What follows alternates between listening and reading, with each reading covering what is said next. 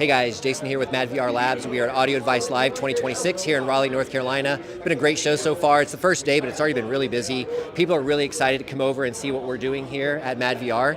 One of our newest features that we'll take a look at is called Dynamic Subtitle Overlay.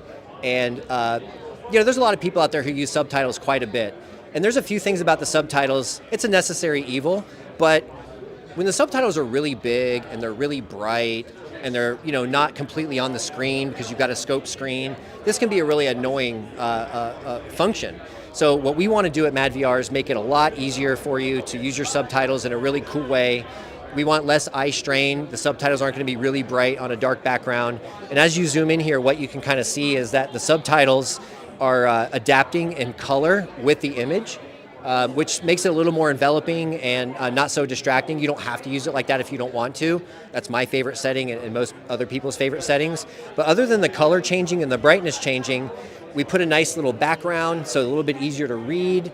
Let's look over at what the subtitles would look like without envy in the signal chain. So as you can see, they're really big, they're really bright.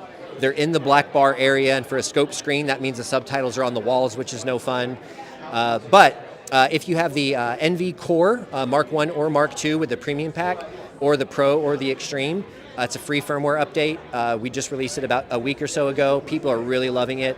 There is a setup guide for Dynamic Subtitle Overlay on our website, so if you want to check that out, you want to know how to set it up and learn some of the tricks, feel free to check out that setup guide.